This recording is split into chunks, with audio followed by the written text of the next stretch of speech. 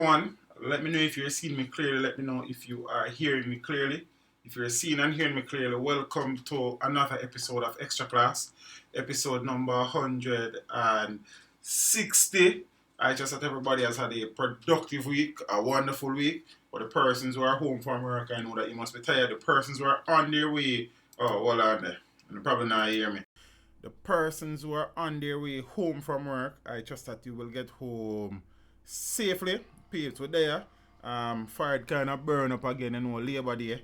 You can see the burn them. We put on our sunscreen and it's like our skin just different here. So I don't know people bleach. You understand what I say? Kind of awful, but just bear with me, peeps. Manners and respect to the people and we check in from early. You understand when the comment section and all the vibes that interact. You understand? Big up on yourself. We're there, ready to talk about some things we have at Jam Down, Jamrock, Jamaica Land We Love, Land of Food and Water, Bob Marley, Usain Bolt, Vibes Cartel, Shelly and Fraser Price, Elaine Thompson. You understand? Portia Simpson Milan, some other nice ladies. So me I say, peeps, big up on yourself. Jamaica to write it down. A portion of things would have happened over the week since we spoke on when we spoke Sunday. Yeah, you know I think boy, I don't know. So I could get into some things. I have so many things for deal with tonight. I know. Yeah. So peeps, I did not do a video on this story. What I did, I posted it in my community on YouTube, so persons would have seen it and stuff. Where two siblings, brother and sister, were reported missing. They are from St. Catherine, from Guyshill. Family members would have reported to the police that they had no idea where they were. So I did not do the video. I posted it on the YouTube community page. Many persons would have seen it, and I'm sure persons were really and truly worried. I also made an updated post on, this morning after news emerged that the siblings were found and they were in the presence of a family member. Turns out that both youngsters would have basically, how it sound, ran away from home and ended up about 110 miles from their home in the presence of their father in Grangeville, I think, in Westmoreland. Zane, so the story kind of curious. Reports are that it's not the first time the little boy is disappearing, but the little girl would have been leaving home for the first time. My face really burn up, but you know when I look on it, you understand, and the light even make it worse. But you know what it go. So peeps, missing St. Catherine siblings ran away to father in Westmoreland. Yeah? The police are reporting that the siblings, 10-year-old Roxanne Willie, I think that is the pronunciation of the surname, and 12-year-old Marlon Willie, I suppose it can be pronounced Wiley as well, Zane, both of Cockins Hill district in Guyshill, St. Catherine, who were reported missing on Wednesday, have returned home. Zane, they are said to be in good health. Awesome. It came to light that the children left their family home in St. Catherine and traveled by public transportation to their father in Westmoreland. So reports are that personnel from the Guyshill police station indicated that the children's father made contact with relatives, informing them that the children were in his care. So according to their stepfather, his name is Clive Bennett, the children traveled from Guyshill to a small community known as Grange in Westmoreland. I don't know if any Grange in Westmoreland other than Grangeville. So that's why I guess me assume say a Grangeville. See, in Oklahoma in my truck, it is flooding here.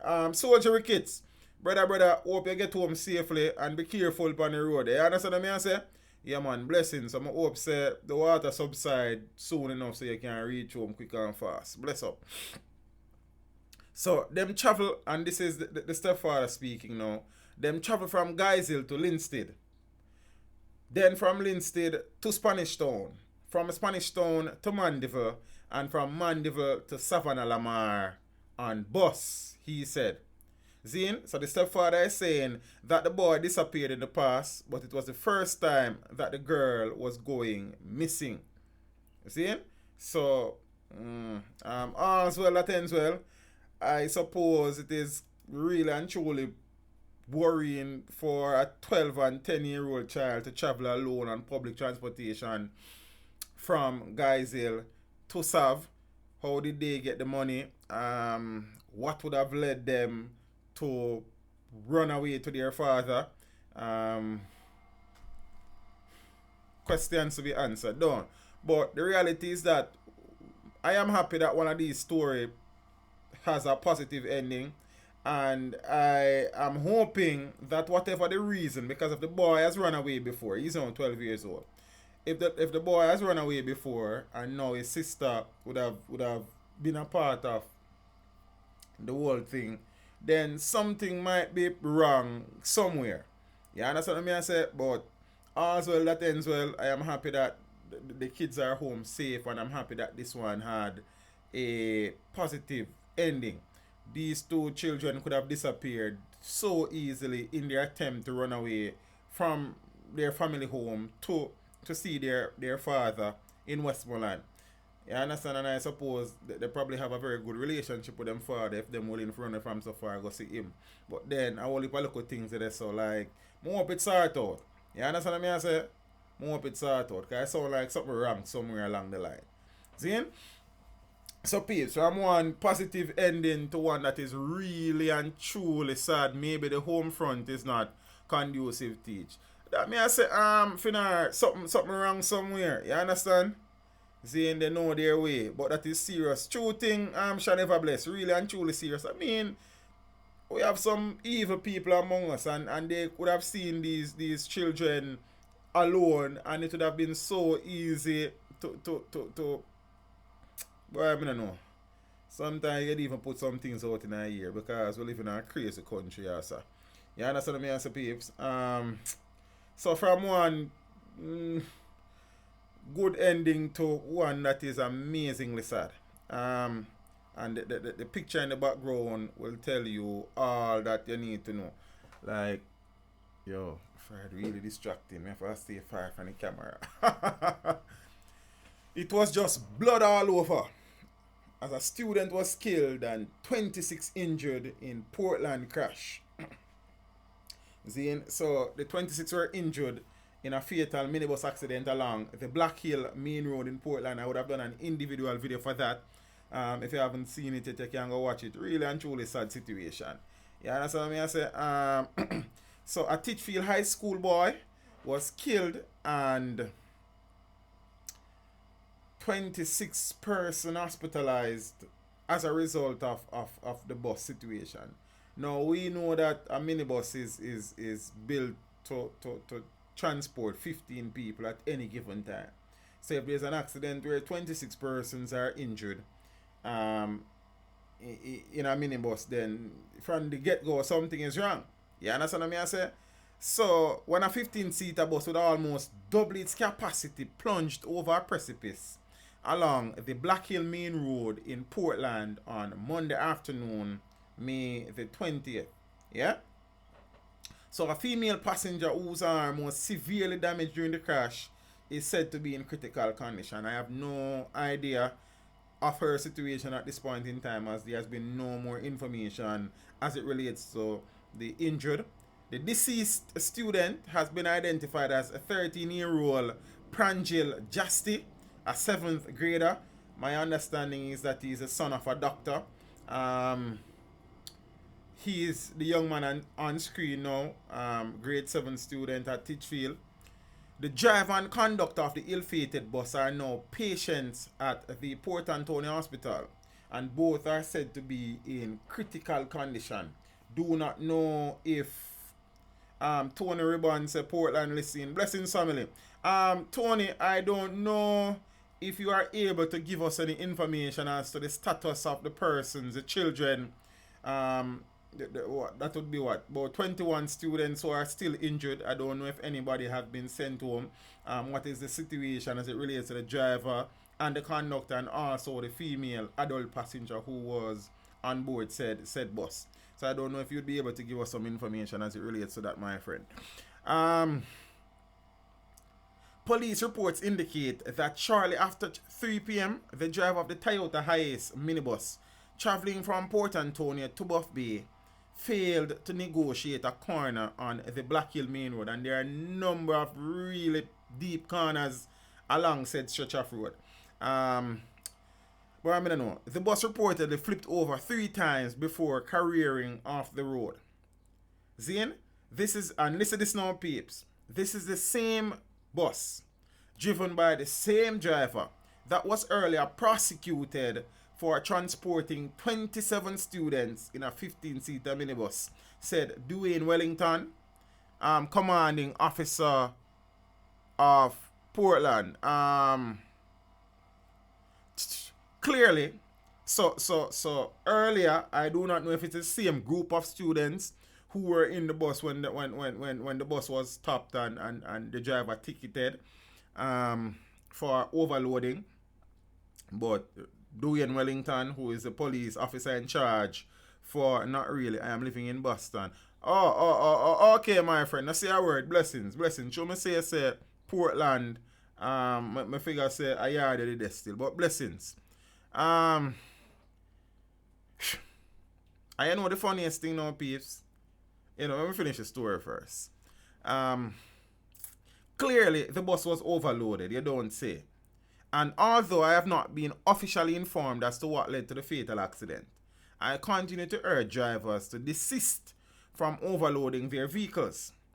A number of students have been hospitalized, with 2 being singled out as serious cases. The police have theorized that the driver was speeding. Roddy and Taylor, who was bathing in a nearby river, heard the loud crash and ran to the wreckage to pull survivors to safety. He said that it was just blood all over, and students were screaming and bawling for help. He said, I just had to help. I saw students with blood all over, and a student was lying down still. I suppose that might have been the young man who unfortunately died. I have never seen so much blood from a barn. Zane, so 24 students from the Titchfield High School and from Port Antonio High School were rushed to the Port Antonio and Anatomy hospitals. But Justy, which is the young man on screen, was pronounced dead on arrival. And the reality is this, piece. When I was going to high school, I would have traveled in buses just like this minibus that was always overloaded. The truth, me I tell you. You understand what I say? Everybody want to reach school. Everybody want to reach home. It was just a situation. It's an unfortunate situation, Zane, but it was a situation. But the reality I know is that this driver was apparently stopped by police personnel, by transport authority, or for whatever reason. And he was apparently prosecuted in based on that, how that sounded. Apparently he was ticketed for overloading the vehicle. But you see the reality now, peeps. You see, if the police had seized said vehicle, or the transport authority had seized said vehicle, you then hear say that Babylon have fight poor people. The youth them want to go home. You understand what I mean? So that is why so much crime in the country. One want the driver to go thief. And the saddest reality of all of the reality is that parents of children who are now injured might have been among the persons saying them a fight poor people and Lord the driver work him a work and the youth them have to go to school or the youth them have to go home. But now that the situation is as grave and dire as it is, we are all going to sing a different tune. But I promise you that persons would have been there chastising the police officers and the transport authority when they would have stopped this vehicle and ticketed said driver for overloading. And now it would be interesting to hear what those persons have to say. But it is a situation that we're currently existing as a people. You understand what I say? Auntie. So, well, I don't know. Really and truly sad situation though. I sincerely hope that there will be no other fatalities in relation, Zane, in relation to this accident. KB66 is saying my phone volume gone. Anyone hearing anything? Peeps, let me hear. Am I coming through clear, loud, and something? I'm gonna check my audio myself too, cause sometimes you have to depend on yourself, like. Me sound clear enough here, so I don't know. KB, you probably need to come out of the stream and forward in back. You know what I think? Peeps, let me hear if there anybody having difficulties hearing. Zane, I'm check my audio down here. So boom, everything look good and nice. You understand? Yeah, peeps. So it's sad. Sad bad. Condolences to the family, friends, schoolmates of Pranjil Justy, grade 7 student at the Titchfield High School in Port Antonio. Really and truly sad. You see me? Drivers, so now slow down on the road now. Zane, slow down on the road. You understand? The hunt for your $50 or for your $100 extra, it not really worth it, brothers. Because right now, this driver, you probably have face manslaughter charges, reckless endangerment, driving a overloaded vehicle, all manner of evil. You understand what I say? So, the reality is that, yes, all of the youths them want to reach home. Yes, we want to make an extra dollar. Zane. Oh, okay, KB. I'm sorry to hear that. Hope it's sorted out soon, eh? And the reality though is that as the driver of a public passenger vehicle, you are entrusted with people's life, the life of people's children, and we have to be cognizant of that. And boy, I don't know. I don't even know if it's up on that one. Big man thing. Yes, man. Yeah, peep. So when we recently there was a court ruling that rendered the NIDS bill null and void, saying it is unconstitutional and it should be struck from existence. Now, the Prime Minister and the government would have released a statement said that they respect the ruling of the courts and they will peruse the ruling and see how they go forward from there. But now we're seeing now where the government has addressed the situation and they are saying that they are not going to appeal said ruling. The declaration was made by Delroy Chuck in Parliament recently. We're seeing where Julian Robinson, who was the lead personnel for the filing the motion against the NIDS Act, and he is saying that the government really and truly ain't really on a choice. But we can see what go on now. Robinson said not appealing the NIDS ruling is a sensible thing to do. So the People's National Party have welcomed the decision by the government not to appeal the recent Constitutional Court ruling on the National Identification and Registrations Act, and NIRA, on which the National Identification System NIDS was to be based. We believe where we are now is where we should have been maybe a year ago, which is that the bill be referred to a joint select committee. This is what we had urged for well over a year throughout the process, and the government ignored not just our pleas, but the pleas of civil society to place the bill before a joint select committee. So I think it is the only sensible decision the government could have made if they were committed to genuine consultation in regard to moving forward with NIDS. So we are ready to participate and play our role in the process, the PNP General Secretary said.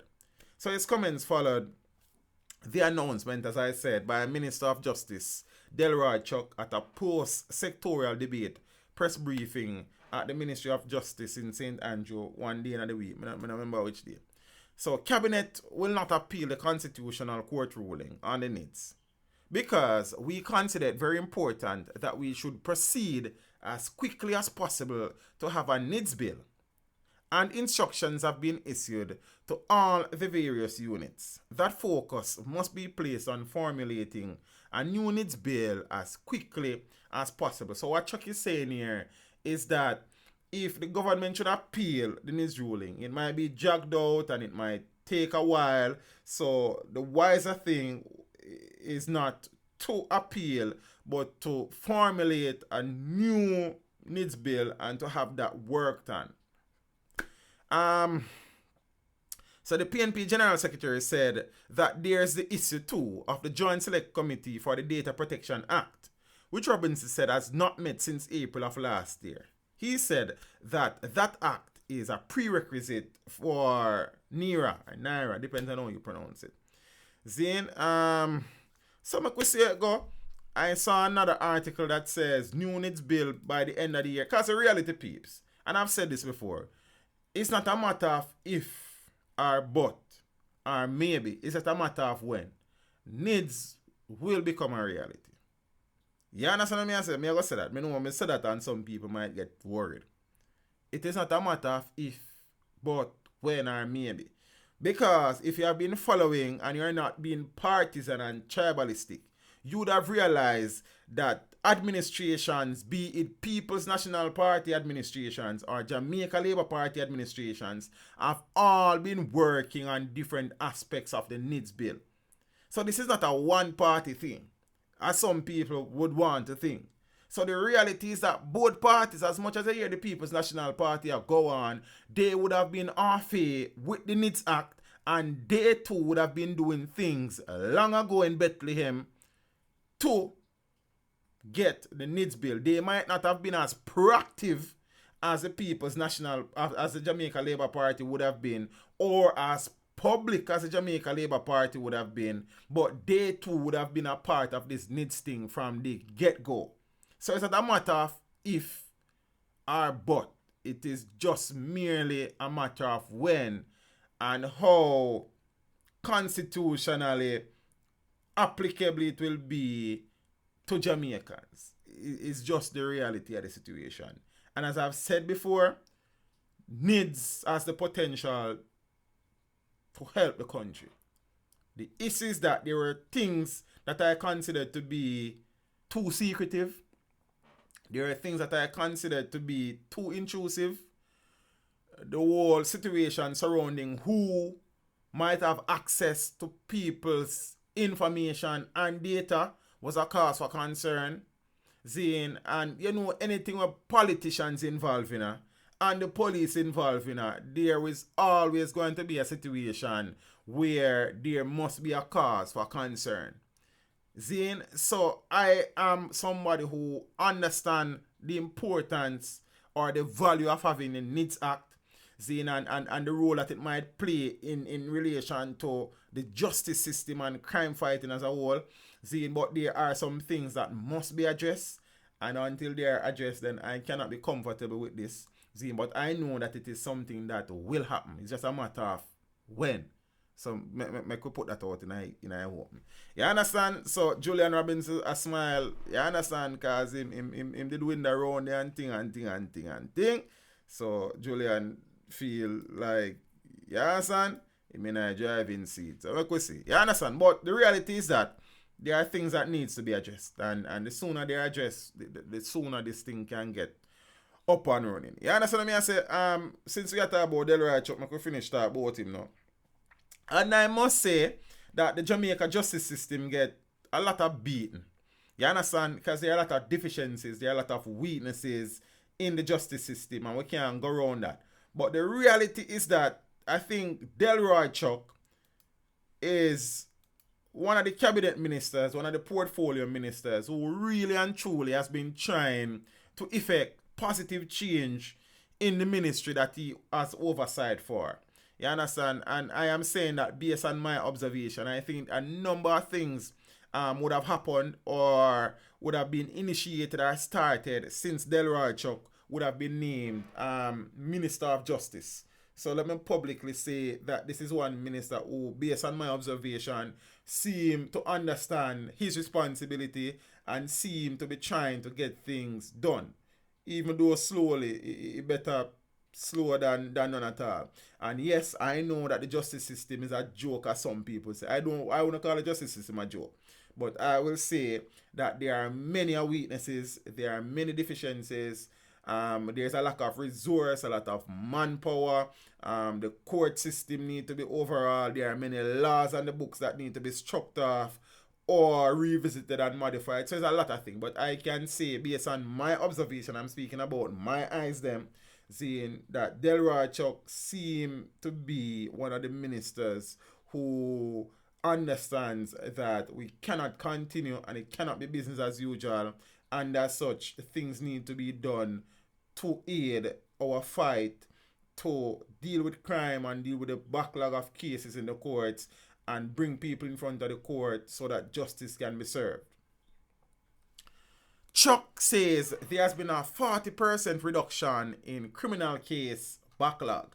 And if this is really and truly statistics that is true, then this is commendable. So Minister of Justice Delroy Chuck is reporting that there has been a consistent reduction of the criminal case backlog over the past 3 to 4 years. So on December 31st, 2016, there was a backlog of 30,667 criminal cases. I'll say that again, peeps. I'm going to say it slow. On the 31st of December 2016, there was a backlog in Jamaica's courts in criminal cases of 30,667 criminal cases in the parish courts. At the end of the fiscal year 2018-2019, some 12,399 of these cases had been cleared, and that is commendable. You understand? This represents a 40% reduction in the backlog Chuck pointed out. See, Chuck was the man who was also the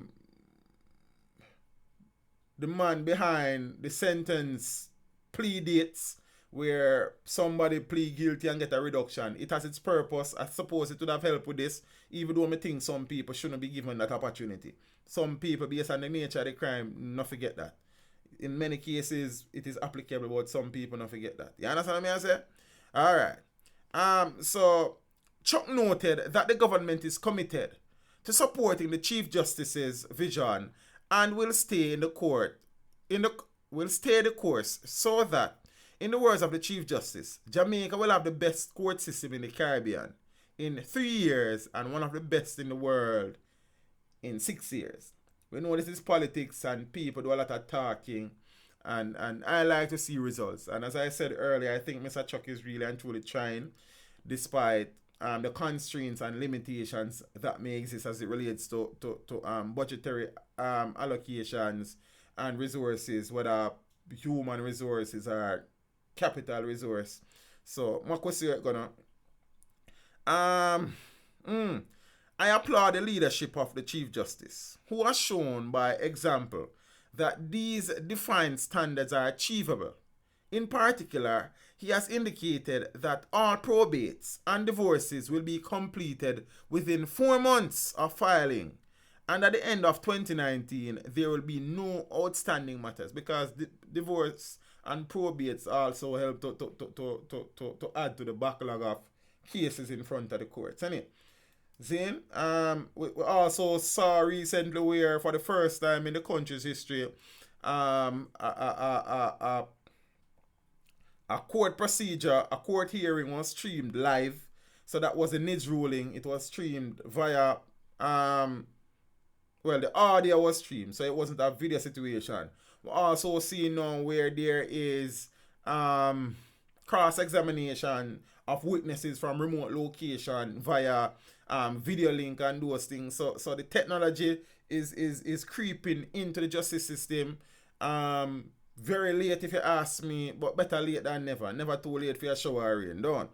Zane, he has also promised that all outstanding judgments by his colleagues will be completed by the end of 2019. And I expect this promise to be kept, the minister added. Zane, Chuck cited the 309-page judgment of the Constitutional Court in the recently delivered National Identification System ruling, which was done within 6 months. So I suppose the Constitutional Court would have pulled their weight and they would have provided a ruling on the NIDS situation within 6 months after dealing with 309 pages. Zane? And, well, passing down a judgment of 309 pages. So, progress, I suppose. Triffy and Spike, big up yourself, brother. You know, we always appreciate the support and we appreciate the financial contribution every time. Blessings, bro. You see me? However, still, there are too many matters in the courts dragging on for 5 years and more. We can go back to Ninja Man's case that was called up about millions of times during an 8-9 year period before the trial finally started. Zane? And some in excess of 10 years. A first-class justice system requires that all matters be completed in under 5 years. And we must give the court system the support it needs to ensure the speedy dispensation of justice within 3 years in the Supreme Court and 2 years in the parish courts as soon as is possible. Sounds good to the ears. And the reality is that if you really and truly listen to the Justice Minister, you kind of feel a sense of assuredness and confidence when he speaks, because he is one minister, as I said, that I can say has been putting in some work, has been getting some results, and we hope that these are not just things that are just said, but they are actually worked on, and the results will be there for us to see and benefit from as a country. Right? So, Mr. Chuck, we hear you, brother. We see you. You understand? So, make we see it, gonna. So, peeps, I don't know so I normally have a smile on my face when I talk about Wigton in recent times. You understand? I would have spoken at length about the IPO, the initial public offer, by the government to provide 11 billion shares for purchase in the Wigton wind farm. We see now where Wigton would have started trading on the Jamaica Stock Exchange this year week, and they hit the ground running. Remember that a share was sold for 50 cents. Zane, Romario Turtle says not easily moved. I am not moved, but the reality, Romario, is that I would have seen things that suggest that the minister is really and truly a man of his words, and when he says something is going to be done, I have seen where it is done. So I can speak about what I would have seen and judge him based on that. You understand what I say? So it's not just a hearsay situation. I would have seen the minister in action over his tenure.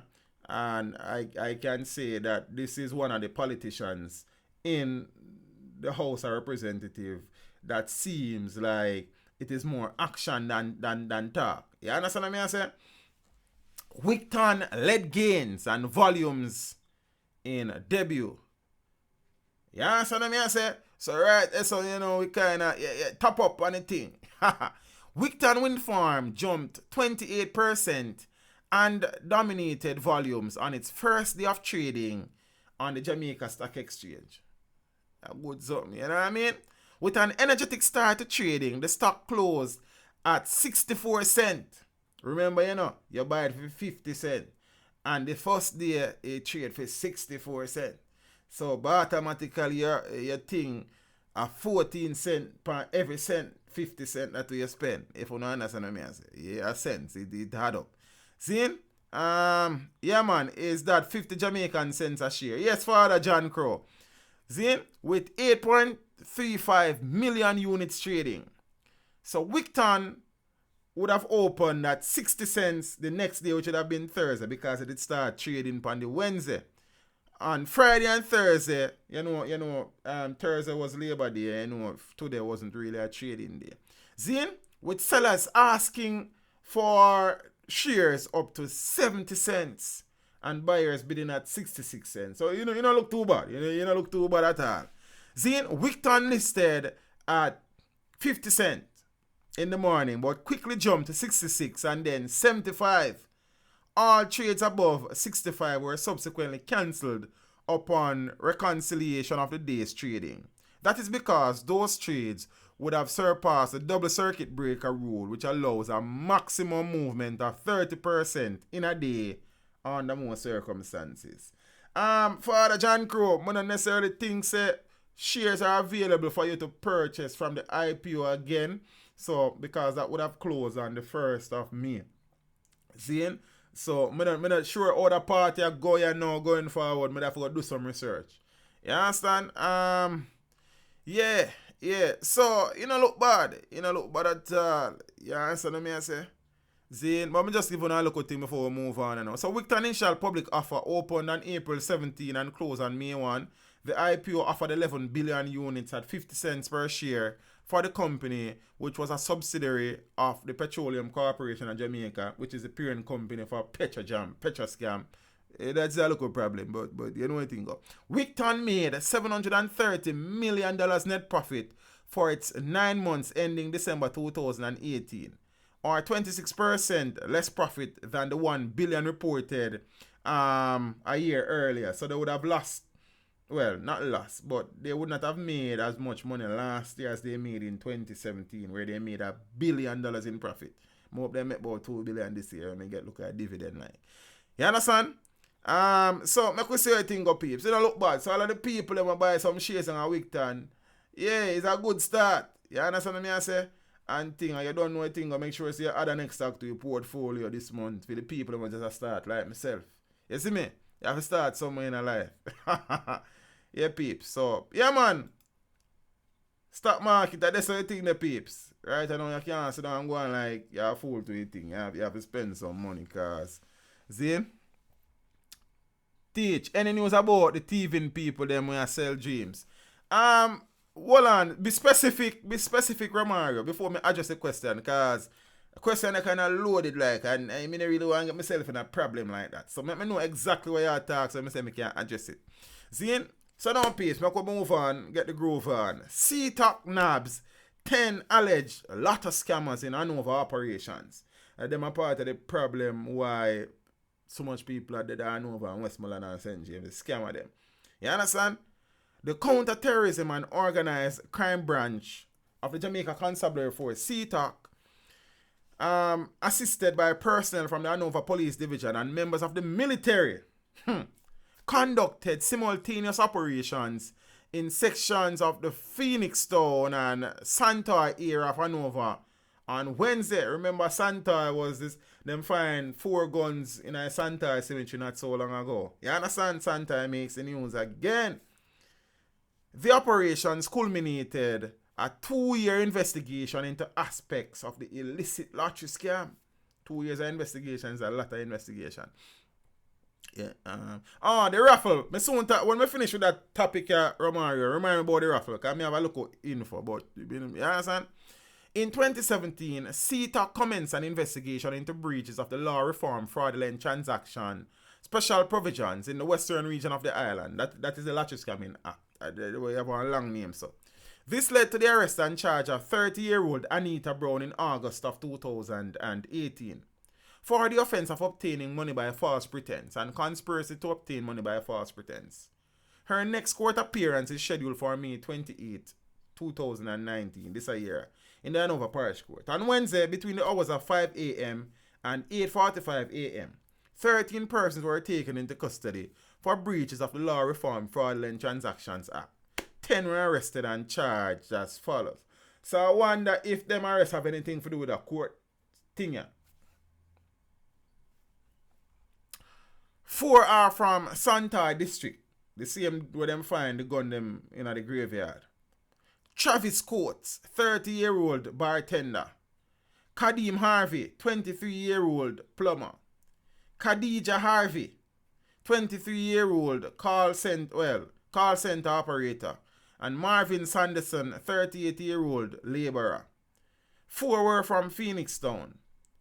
Then Tandika Parkins, 27-year-old laborer. Is a man named Tandika, eh? Omari Reed, 25-year-old boat operator. Courtney Littlejohn, 24-year-old carpenter.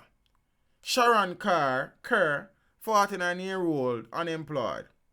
Also arrested was Ronald Reed, otherwise called Mampi, a 27-year-old sales clerk of John Crow Hill District. Never know we have one district name in our country. Chris Roy Reed, 23-year-old of K Valley. All the accused are of the parish of Hanover. 2 other females and male were processed, interviewed, and later released. All 10 persons are scheduled to appear in the Hanover Parish Court on Tuesday, May 28th. See? A lot of the blood that is being spilled and shed and innocent people being killed out west is linked invariably. Focus stage.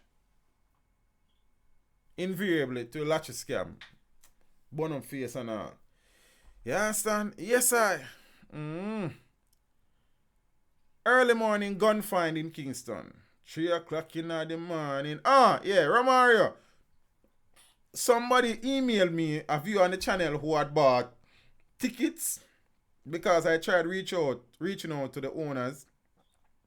No success. Like the raffle, I suppose. I tried reaching out to the owners, but as I said, I never get no success. But somebody who views the channel would have emailed me saying that they would have seen being reflected in their bank account the money that they would have used to purchase the tickets. So that is as much as I know. So that person I cannot confirm. Zine, I don't know that the person have any reason to email me anything otherwise. We don't need to call the name. Big up to the person who just disliked the stream. Zine? So the person is saying that the money would have been refunded. I do not know if there's anybody who have similar experiences. But that person said that the money was refunded to his bank account. And I am assuming that might be the general case for everybody. So I do not know. I have no idea. So, make a watch and see still. Zine? Auntie. Early morning gunfight in Kingston. Officers from the Denham Town Police Station arrested and charged a man in relation to a firearm and ammunition seizure on 3rd Street in Kingston on Wednesday morning. The accused is 42-year-old Everton Creary of 4th Street in Kingston.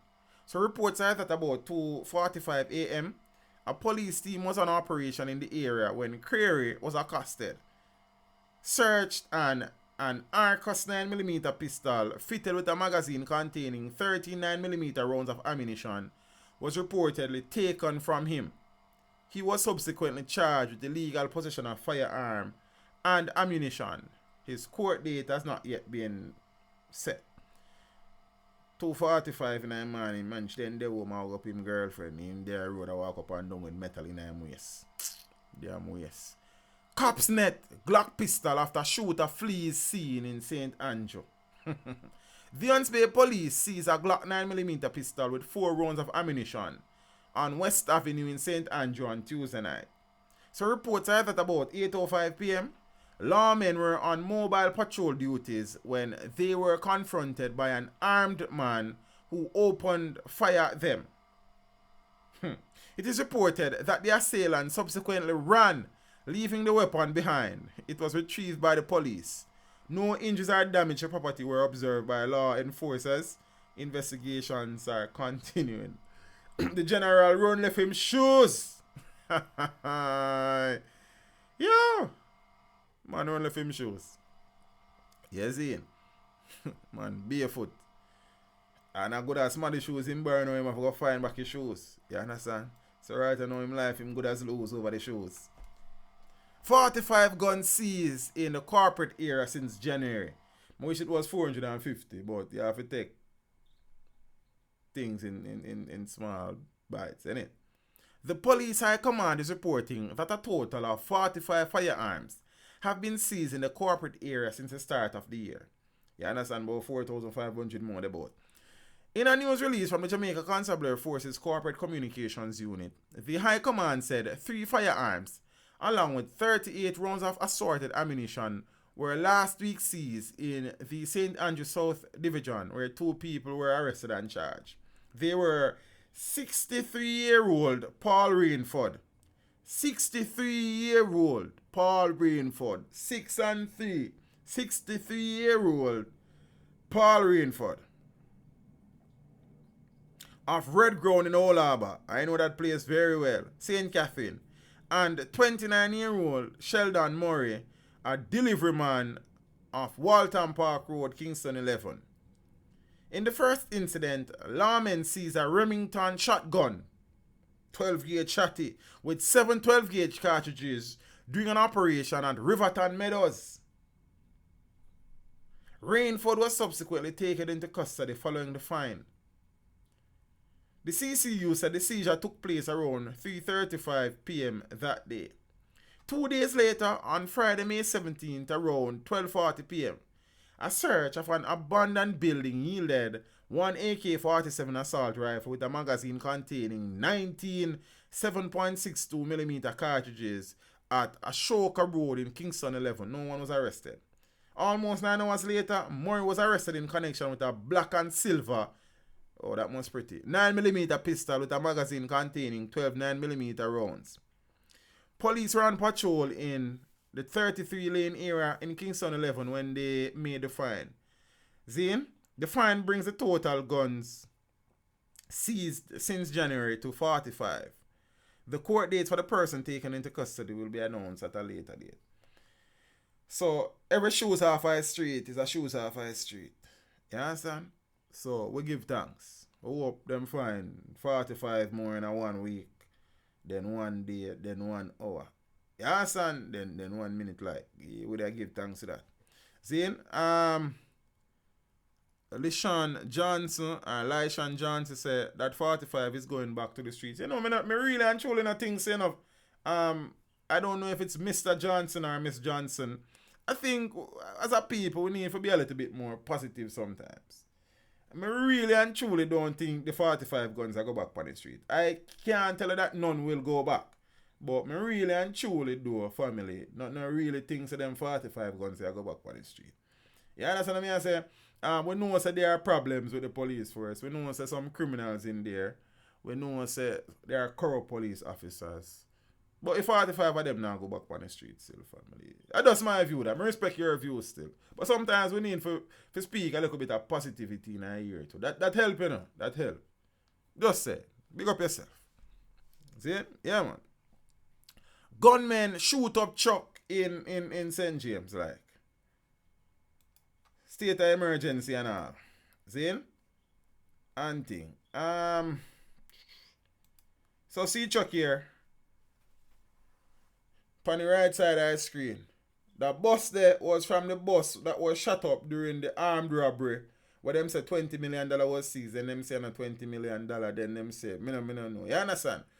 There are reports where suggest say them two shooting are kind of related, like. But me no know. 3, you know, we not speculate and thing. If we're not sure, we just make it stay. 3 occupants of a truck were shot and seriously injured Tuesday night after they were ambushed by gunmen along the Barrettown Main Road in St. James, which is among 3 western parishes currently under a state of public emergency.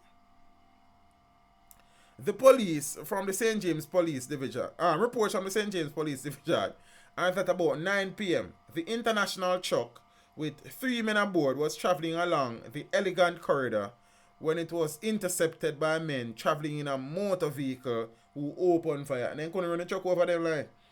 The truck driver managed to escape by driving the vehicle onto the premises of the Coral Gardens police station. I'm happy that the driver wasn't hurt so bad that he was not able to continue driving. Also, that the driver did not lose control of said truck and there was any unfortunate accident with any other innocent motorists, because this could have gone so many different ways. Lost control of the truck and it running our house. Yeah, you understand what I say? So we give thanks. Police are investigating the incident, which comes just over 2 months after the brazen robbery. Which you want to see all of them shot there, grouped together in a bus windscreen like a target range, and then like it's a gun range, like, and your grouping's close. Yeah, man. That person that we shoot up the bus, they have training. It's obvious. You understand what I say? Look at the grouping. I'm just saying. I am not no gun expert, but me not blind like. See?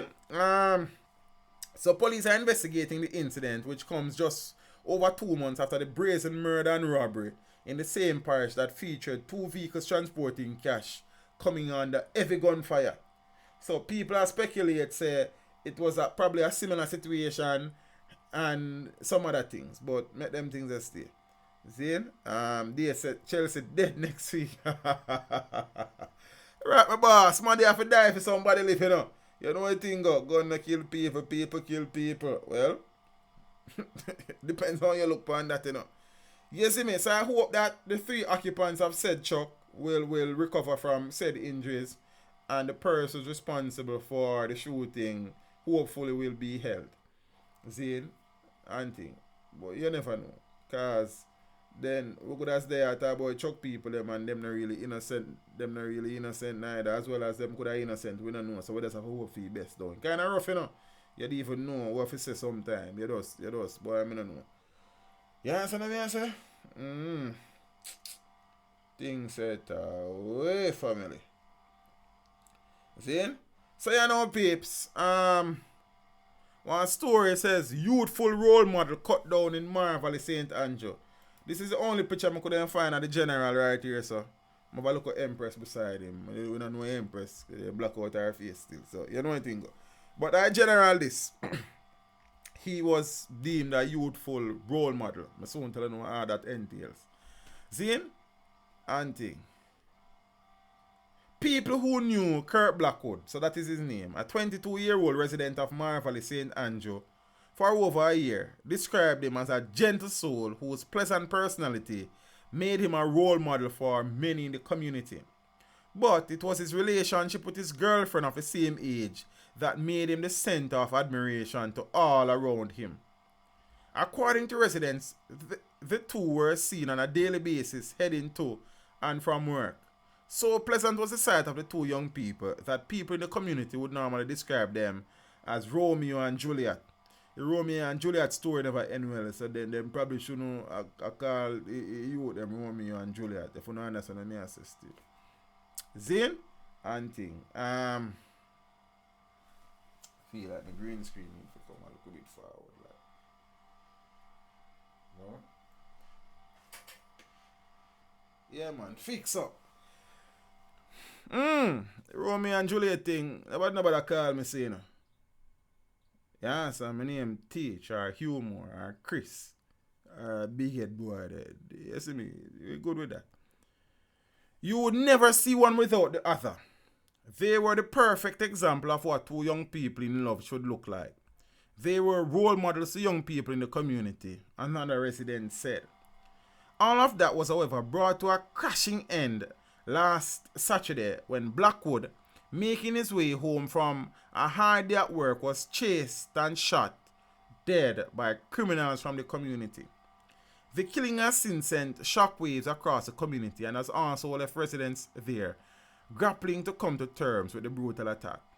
Reports from the police are that about 3:30 a.m., the young man was walking along the Denver Crescent section of the community when he was approached by a group of armed men.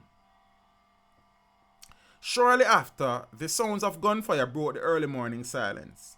Residents said they heard the young man pleading with his attackers, telling them that he was innocent and that he was a member of the church. His calls for mercy did nothing to stop the criminals. Reports are that he was shot 10 times. Police were called and the bullet-riddled body of the young man was found on the road. The police say they are following several leads in relation to the killing, but have remained tight-lipped on their findings so far. However, they have indicated that their presence has since been increased in the community. the police say they are also investigating a case where another teenager was shot in another section of the community a week ago.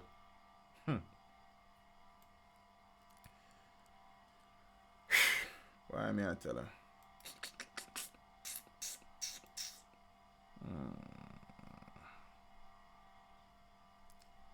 What if it's a people, like, I don't know if you're telling you, sir.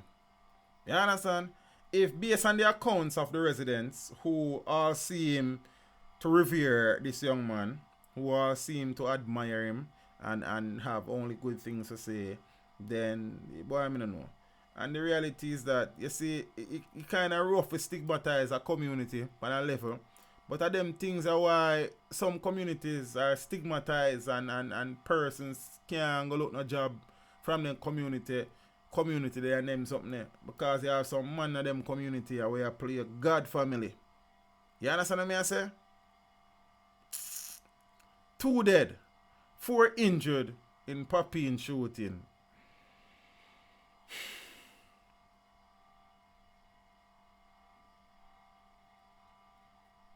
The halfway tree police say investigations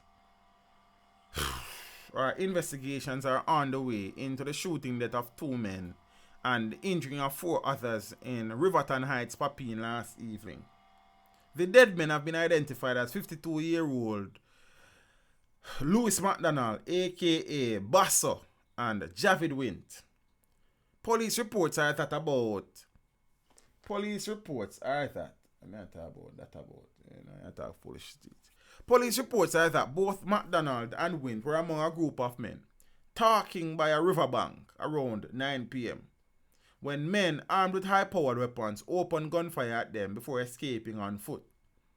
The men were transported to hospital where McDonald and Wint were pronounced dead. The others were admitted in serious condition.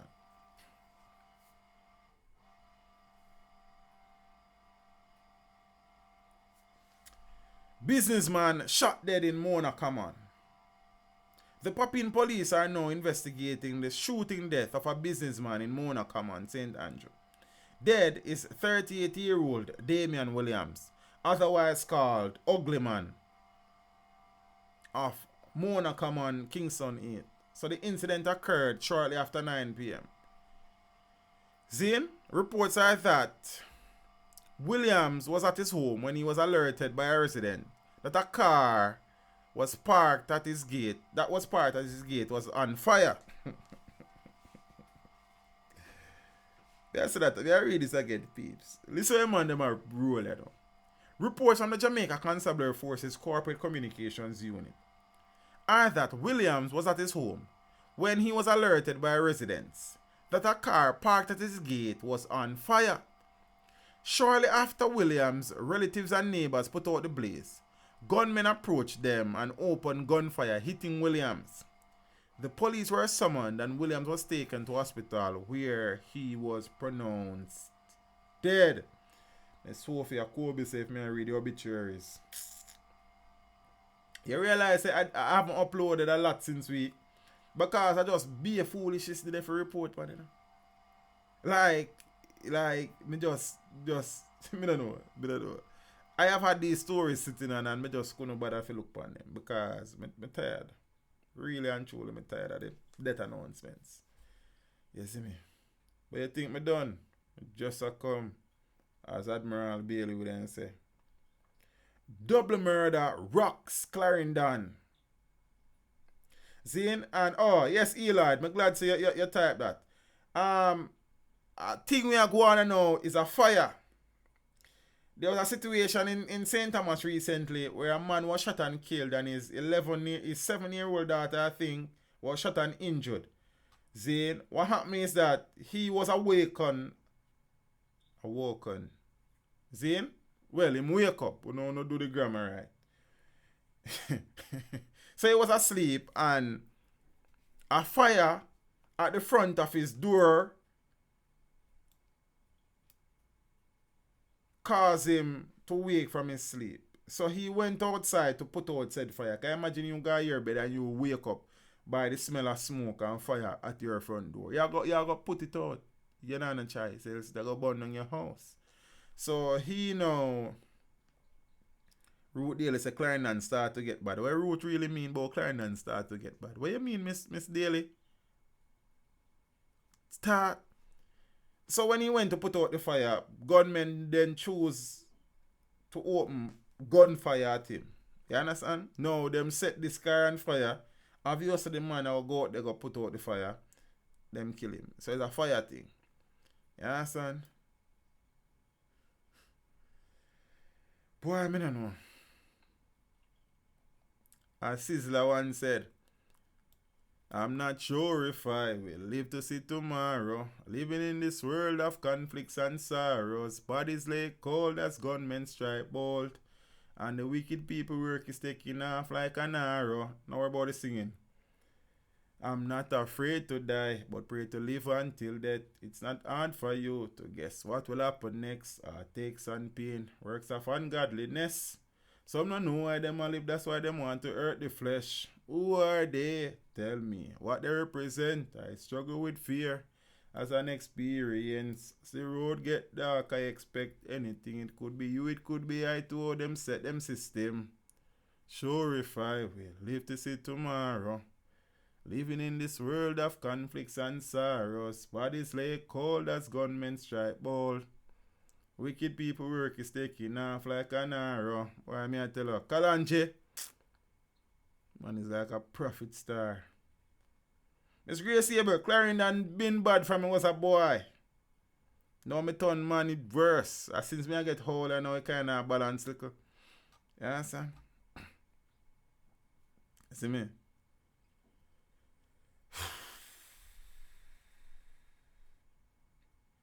Double murder rocks Clarendon.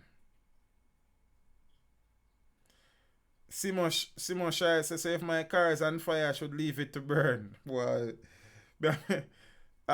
Simon, me have a laugh at the question, family, because, boy, I don't know.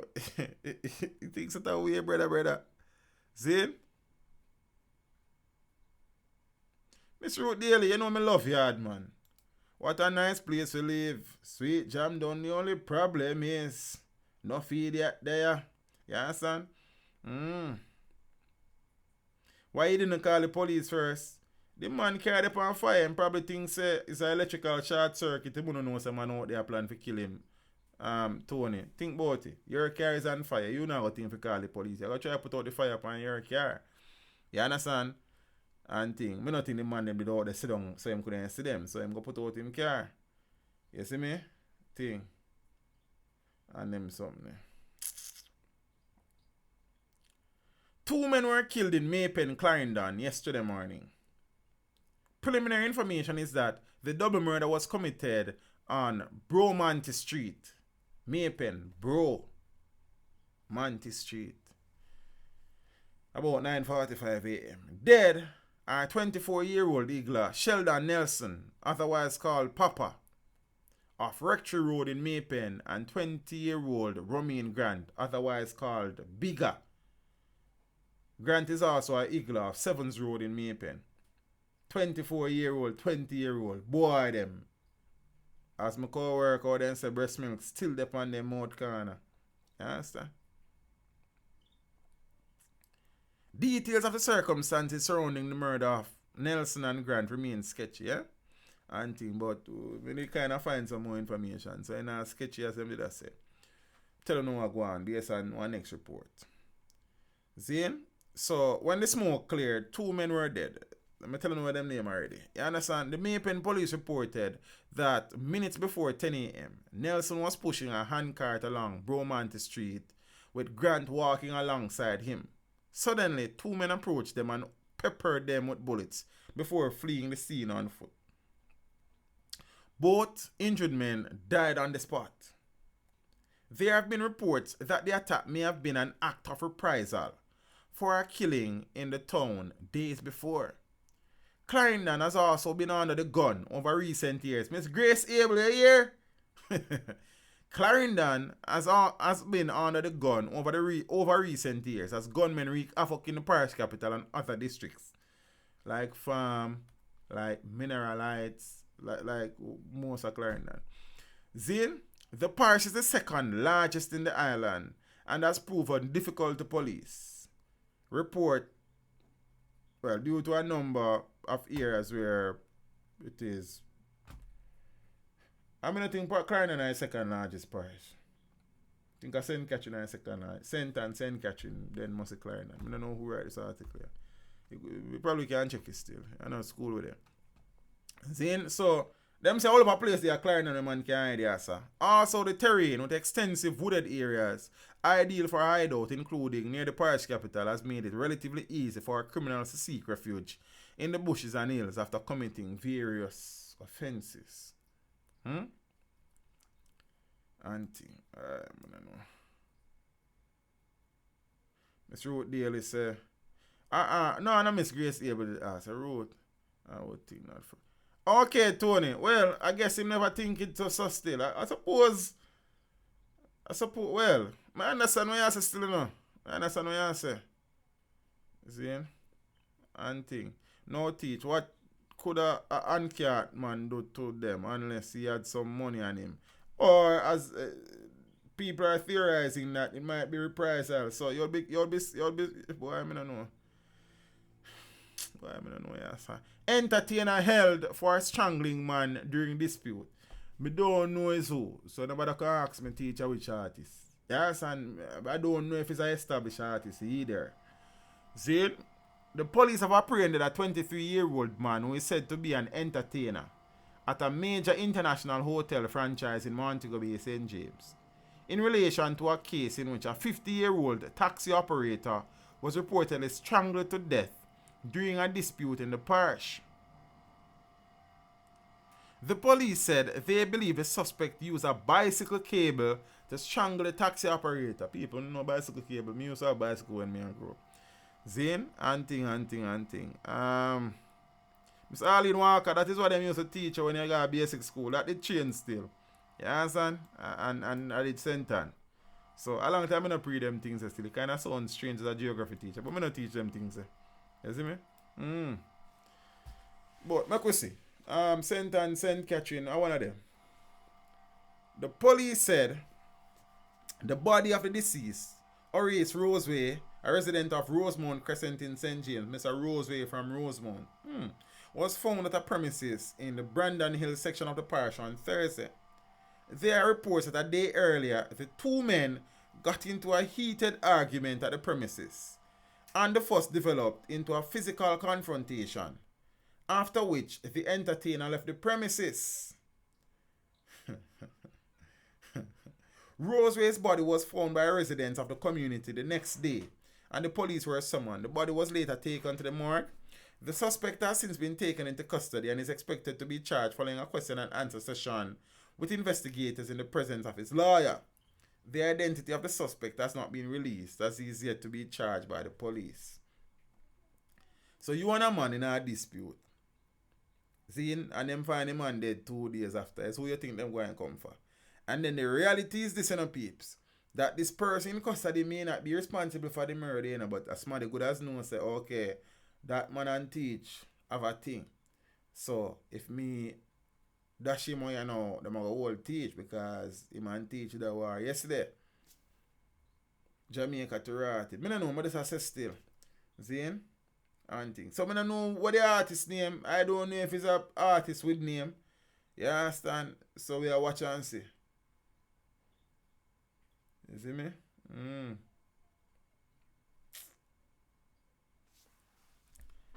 Mechanic charged with barber's murder at Wake. And peace, what am I going to do with that stream here? Because I'm on the topic I have tonight. Some of them topic here of a Sunday.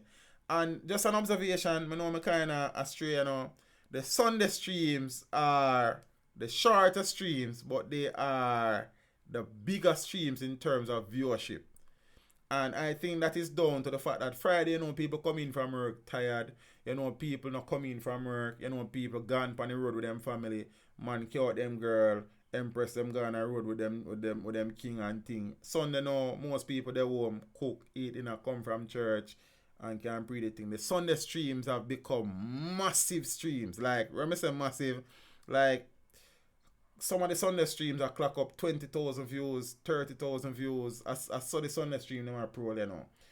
The Friday stream them kind of limp because I understand the Friday stream settings still.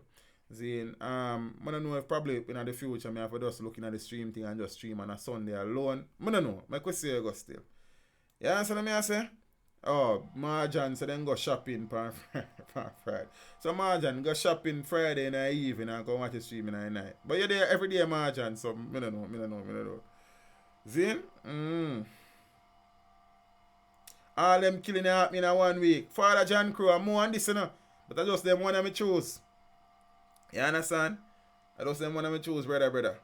You see me? So, as me I said before, thanks to all the people who continue to support. Really and truly appreciate it. We know some people can't watch on Friday, so they watch on Sunday and vice versa. We know everybody can't watch every stream. See Ellie there, Ellie say right now at 2:40 a.m. in London and she's still up a pretty thing. And we appreciate that. You understand? Because Ellie never need to up and watch my sun burn out for it. You understand what I say? And thing. You know what thing go. See it? Mechanic charged with Barber's murder at Wake. He has been granted bail. So a mechanic who was charged in connection with the shooting death of another man at a Wake in Yala St. Thomas last month was offered bail when he appeared in court last week. The accused, 32-year-old Desmond. I want to make a guess and tell me what Desmond's surname. Desmond have a surname where more time it lame family. You see me? The accused, 32-year-old Desmond Williams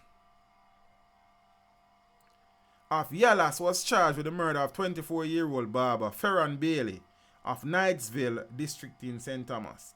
So Williams was granted $500,000 bail and ordered to return to court on June the 25th, when the case is again to be mentioned. Allegations are that on Saturday, April the 6th, at about 4:30 a.m., the men were at a wake in Yallas when an argument developed between them. It is further alleged that Williams left the wake and in the wake of his return, and later returned with a group of armed men. The men, including Williams, then allegedly opened fire, hitting Bailey multiple times before making their escape from the scene on foot. The police were alerted and Bailey was transported to hospital where he was pronounced dead. Following a probe, Williams was apprehended days later in St. Andrew and handed over to the St. Thomas police. So, this man is at a wake. Somebody dead enough. And the man them guard the wake. And I don't know what was the nature of the argument. Possibly over some woman. This man left the wake. Go for him boyfriend them. And come back to the wake. And him and him boyfriend them kill the man. And then him run gone. And them find him at St. Andrew. So you kill the man and I run up and down in our family. That don't make no sense. You follow me I say? And you and a man have an altercation at our dead yard. And you left and you come back. And you feel like say people now go tell police says you kill the man. And next thing, him say is Williams and him boyfriend them. So how come is him alone get arrested? Where is them there? Because it was a group of men, them say. So I don't understand. And why was he granted bail? That is the next thing. I don't know. Boy, Mr. Chuck, as I say, some of the justice system, some things need to be revisited there. Because, I don't know. Some things, I don't know. Yeah, peeps. So them two brother right there, so. No, I don't think you don't see me more, you know. So I need to turn on that, you know. See, Miss Sharm Lally says she's late. See, them two umbrellas, so. The brother in a red shirt, where they near the counter, he was shot and killed. The brother in a hat, him do the shooting. I am sure that, that many of you would have seen this video. The shooting would have occurred in a fast food joint. We don't really want to call nobody name, but them. You understand what I'm saying? And thing. And them something there. So this man did go in, the man in a red shirt did go in and order something. Him did order. This a man come in, boom off him fist, click off him finger. You understand? So me did think them my friend. But it never work out, so. This a brother you know pull a gun. See him try to pull it there. But you know we can't show that. And shoot this a brother here. This a brother here died. This brother here run away. Police find him. Cops call a suspected triggerman in videotape Kingston murder. Then police have held the suspected triggerman in it was a Friday. Fatal shooting of a man inside a downtown Kingston restaurant. The incident was captured on CCTV. So let me get the picture. Detectives from the Kingston Central Police Division on Tuesday said that the suspect was held over the weekend following an operation in Kingston. So the shooting go on the Friday, them find him between the Friday and the Sunday. Zine, the police said, we believe the man who was taken into custody is the same person who was seen in the video footage that was captured by a CCTV camera. See? The suspect remains in custody where he's still being questioned by cops. So police reports at about 9:55 a.m., 25-year-old Leslie Givens, otherwise called Teely,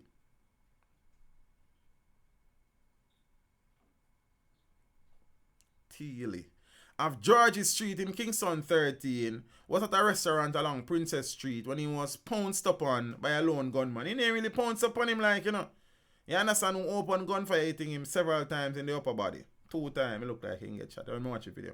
The assailant then fled the scene and the police were summoned. Givens was taken to hospital where he succumbed to his injuries later that morning. So video footage showed the gunman sporting a hat. See him here? See him walking inside the restaurant and greeting Givens in a friendly manner. So me think got 2 charges because when we first get the video, he never said this man was shot and killed or somebody dead, you know. You understand me I say? So Teely did go in a place. Teely, that just wrong family. You understand me I say? And thing. And he likes a bit Teely. So the shooter, whose face was not masked. Hold on, before we reach this up. So I'm greeting him in a friendly manner. So a brief conversation is seen between the two men. But then things change quickly from 0 to 100. Quick.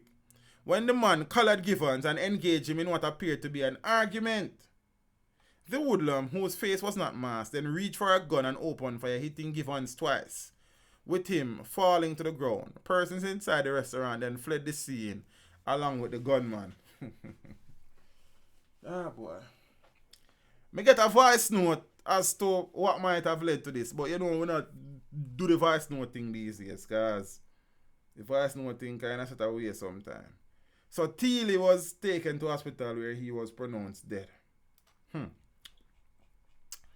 Auntie. Ah, boy.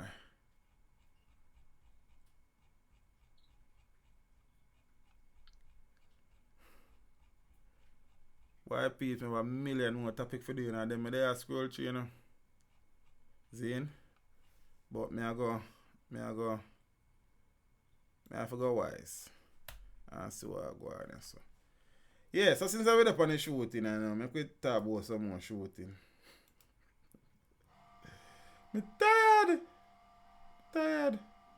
Tired people, I'm tired. A picture where I see is close to Price Right and Chancery Street, that's so like. You understand? 5 dead so far from gang warfare between Common and Akiwak in St. Andrew. You understand? A vicious war between gangs from the communities of Common and Akiwak in St. Andrew has so far claimed the lives of 5 persons, the police have confirmed.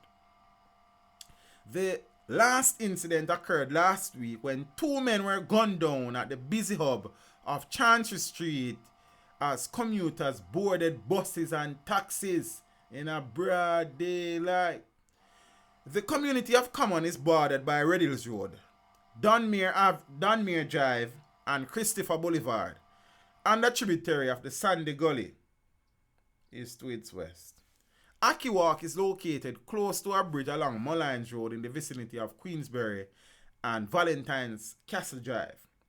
Things took a turn for the worst when both gangs fell out of favor with each other over the proceeds. Yeah, over the proceeds of an illegal extortion racket. May I read that again? Things took a turn for the worst when both gangs fell out of favor. Jamaica to rotted. With each other over the proceeds of an illegal extortion racket. Over an extortion racket. Or for an extortion illegal. You understand what I say? Them now no common sense lawless. Zin, which has plagued the section of Chancery Street where the latest double murder took place. A police source said that thugs target operators of minibuses, which ply the Rockall to Chancery Street route, and route taxi operators who ply the halfway tree to Chancery Street route. Well, a price right, them wouldn't really stop this. The extortionists are said to be very brutal to any operator who does not comply with their demands. And at least one operator has been gunned down there in recent years. It has been a constant problem for the St. Andrew North Police. The police know that the racket is alive and well, but are powerless to stop it completely. As the operators who are the victims are afraid to report it.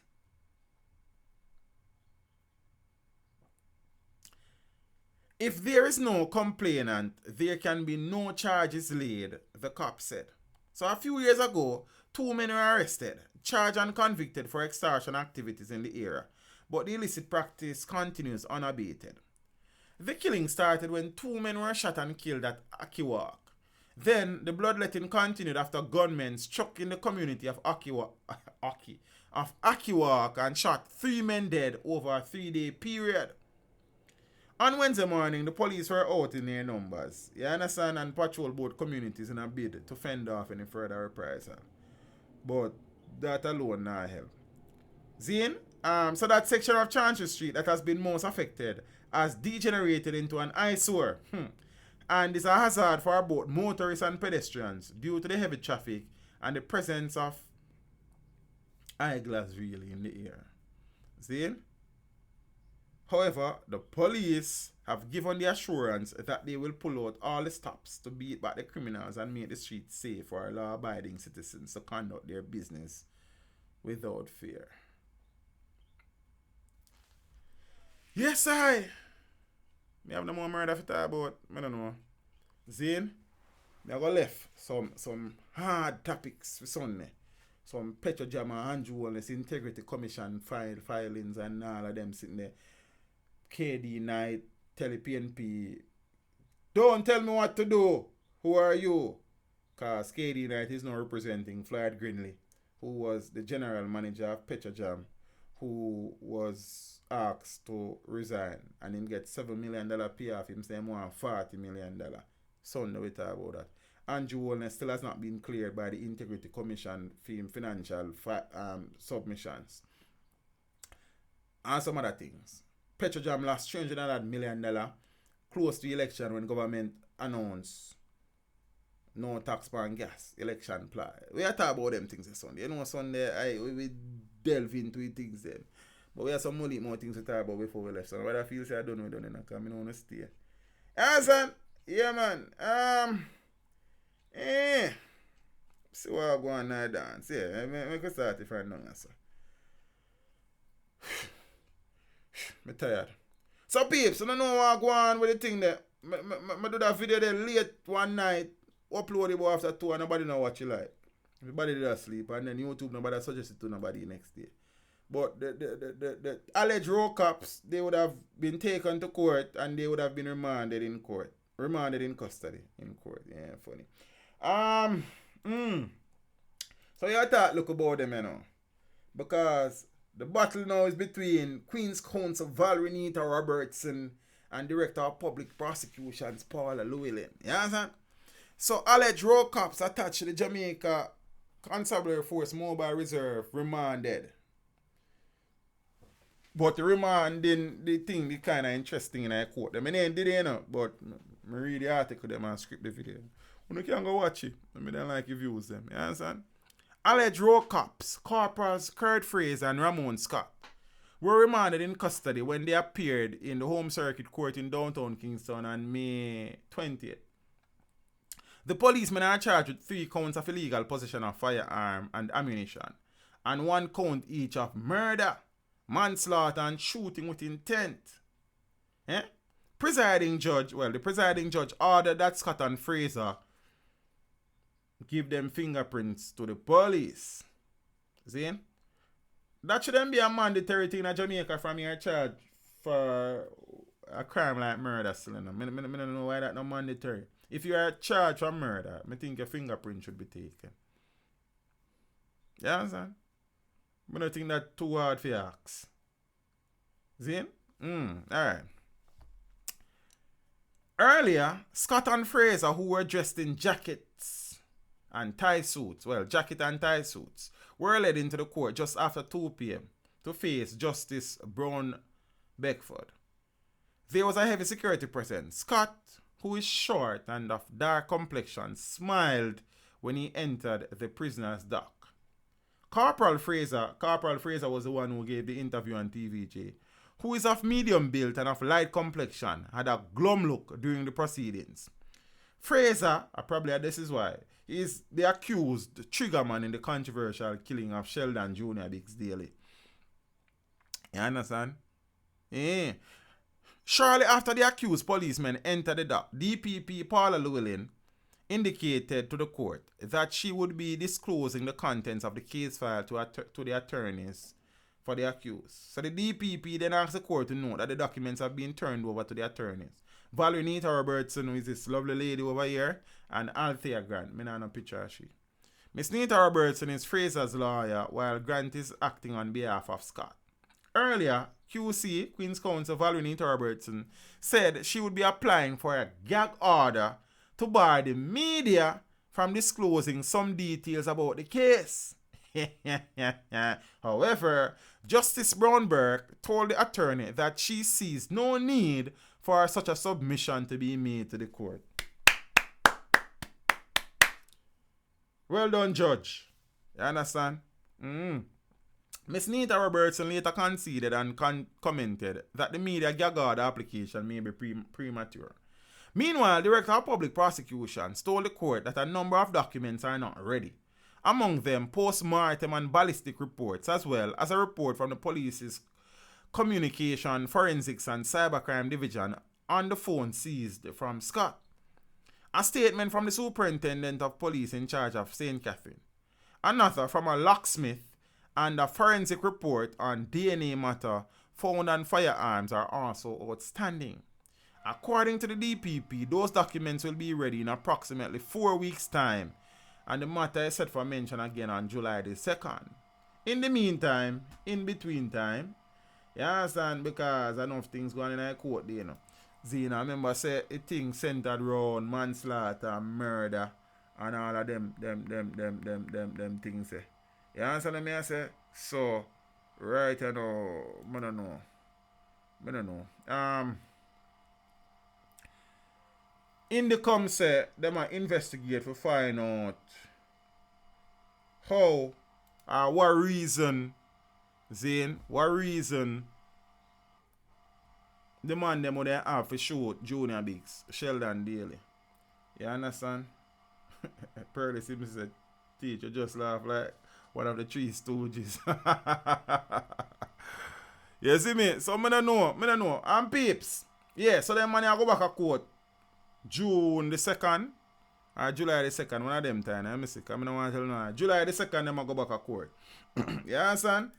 And thing. But here comes the rain again. You see?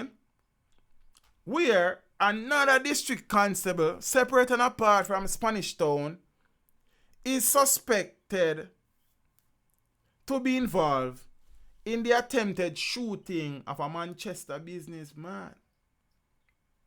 Head of the Manchester Police Superintendent David White says that District Constable is one of 2 suspects held in relation to the attempted shooting of a businessman in the parish on the weekend. When will they learn?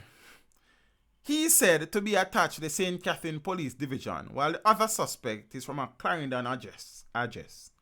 Police reports are that 43-year-old businessman of Redbury District in Porus escaped unearthed after shots were fired at him at the bar he owns and operates in the community. He was reportedly at the establishment about 8 p.m. last Saturday when men on a motorbike rode up and he went to the door to check. It is said that he was confronted by one of the men who pulled a firearm from his waistband and opened gunfire. The businessman ran for cover. The police were later alerted and were able to intercept the Toyota Probox, which had the suspects aboard and the vehicle as the vehicle was leaving the area. So them ride up on bike, but I try escaping on Probox. When the vehicle was searched, it was discovered that one of the men was a police officer. Yo, him and them now learn. Man, them now learn here, peeps. I don't know. For them things still. Them angle them business. You understand? Angle them business. Yes, I. So, peeps, I just see on the screen there. You see in there? St. Andrew mother charged with producing child pornography. And she was also charged for child cruelty. A 27-year-old St. Andrew mother has been charged with production of child pornography, distribution of child pornography, and cruelty to a child. The woman, whose name is being withheld because the victim is a minor, is scheduled to appear before the Kingston and St. Andrew Parish Court on Friday, June the 14th. The police say a probe was launched on Wednesday, May 15, when a concerned citizen visited the Center of Investigation of Sexual Offences and Child Abuse Sissoko headquarters with a 5-year-old boy and made a complaint. According to the police, the child's mother was implicated in the investigation. They say the child was placed into state care after the investigation revealed that the child's mother was guilty of several offences under the Child Care and Protection Act. She was subsequently arrested and later charged. Meanwhile, the police are clarifying that the 5-year-old boy, who has been purported to be unable to be located in several social media reports in recent days, is not missing. You understand? They say he was placed in the state care in relation to the probe. You understand? The police say he remains under the care of the government and is said to be in good health. So I don't know the exact situation in relation to the child pornography, but at 2 counts. Them charge her upon creating it, producing it, distributing it, and also for child cruelty. So I share the mother, so I don't understand. You understand? I suspect that it's the same case where there was some story about somebody who went to a school purported to be somebody from CDA, and the principal allowed the child and the child was missing. Nothing like that. I suppose somebody had tried to create that distraction. So I don't know. You understand what I say? Boy, mommy, I don't know still. You understand? I don't know, Rasta, I don't know. Zane? So peace, I will close off with that one topic here night. And no, we have a next one before we close off. Zane, Uncle George Nooks. You know them did arrest George Nooks recently because them did claim say them see him somewhere and him dash for something, and when them take it up a pills and some capsule and them will contain white substance, and then when them came to a police station, him take it up a white table and swallow it and then sitting there. Then it release him the next day without charge after them lawyer run him. Big bad Tom Tavares Finster like. George Nooks found not guilty in cocaine case. Yeah? Reggae singer George Nooks, who was charged with possession of cocaine, is now a free man. Like a bridge over troubled waters. He was found not guilty of breaches of the Dangerous Drugs Act in the Kingston and St. Andrew Parish Court on Tuesday morning. Tom Tavares Finso in a case. The judge said that there were several inconsistencies in the prosecution's case, and as a consequence, Nooks was found not guilty, said Queen's Counsel Tom Tavares Finson, who was a member of the defense team that also included attorney Donahue Martin. Donahue, a bill name, you know. Nooks, meanwhile, expressed gratitude that justice prevailed in the case. God is good all the time. I rode out the storm, and I will keep riding out my storm, because I know God is standing by. No matter the circumstances, God is always there for me, Nook said. Man, I bust out tune. The 56-year-old entertainer was arrested 2 years ago on Friday, May 5th, 2017. Police reported at the time that about 9 p.m., lawmen were on operation in St. Andrew when they observed Nooks acting in a manner that arose their suspicion. The cops reported that Nooks was accosted and the bag he was carrying searched. The bag reportedly was found to contain just under 2 ounces of cocaine. However, there has been some debate in the media about conflicting reports as to where the actual arrest was made. There were several inconsistencies of what the police said took place that day, so the judge threw it out. God a God, a jubilant Nooks said. George Nooks burst onto the entertainment scene in the 1970s as Rastafarian DJ Prince Mohammed. His hit song for producer Joe Gibbs included Tribal War and 40 Leg Dread. His singing was inspired by Dennis Brown, his mentor, who he paid tribute to. Long and short of that, him have one next, them did arrest him again the other day and him free him like. So, Father Nooks, them say lightning not strike the same place twice. Well, nothing really goes so still, but you know them say so. Be careful, also. If you know say you have something to fix it up. If you man them have trouble George Nooks, the man never stop. You understand? Fear is fear. If you have nothing against the man and allow the man. And singer, if you know say something want fix it up. You understand? Yes, sir. Me can't say nothing more. Zane, so peeps, 2 more things I'm going to wrap up in the night and we continue. That's up me on Sunday. Graduation grief. Oh, let me get that thing up on screen because one big thing I'm going on at St. Hughes High School there. You understand? We look at Empress them around there. So I can find a local thing. Yeah. Tear, not St. Hughes, Holy Childhood. See? I'm going to have a wrong thing. No, man, I feel them uniform now. Yeah. Tears at Holy Childhood High School as more than 50 students barred from school leaving ceremony.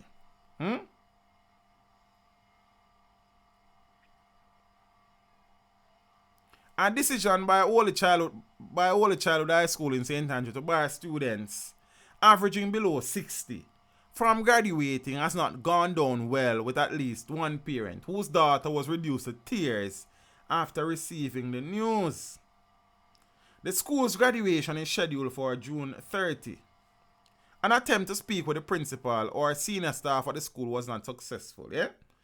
The parent, who asked not to be identified, said more than 50 students were issued with documents outlining the reasons for the position taken by the high school's administration. The document said teachers have been examining students' academic and behavioral records with a view to determine whether or not their actions have made them eligible to be included among the graduates for 2019. Among the reasons that disqualify students are unpunctuality, effective when a student has been late more than 30 times, irregular attendance, warranted when a student has missed more than 60 sessions, infringement of school rules, behavior not in keeping with the principles of decency, decorum, and integrity, and unsatisfactory academic performance where average falls below 60%. The students, the parents said, were given the option of paying $2,000 for a diploma or a school leaving certificate. The document was signed by the principal, Sister Maxine McIntosh. Then, the parents staunchly opposed the decision, citing severe pressure associated with the Caribbean Examination Council, CXC preparations. My daughter has my daughter has over 30 students in her class, and the majority of them got the letter. I was taken aback. And then with that, they gave them a school leaving certificate. She's not taking it well. The other students are not taking it well. Their opinion is it cannot count because they are doing 7 subjects. Other people are doing 8, 9 or 10 subjects. Some of them are doing the sciences. Let's see what that Japanese say. What I am saying, tell me what I say. If it is that December came and you saw where the grades have dropped, why not send out a letter to the parents or call a meeting because their grades have dropped? Say, come next year, you won't be graduating because your grades have dropped. The parent argue, although admitting that she was not sure if the position was communicated to students through a school handbook. She criticized the school's administration, saying that recommendations were made for her daughter and other students to sit CXC exams, although their averages from internal exams are below standard. I don't address that part there. That part there me can address. I don't really know the situation over St. Hughes, but me can address that part there. She criticized the school I said that already. If you know their averages weren't up to par, why recommend them? I am not going to lie. Some of the students who receive letters have worn black and white for various reasons. They make students wear black and white for general behavioral issues.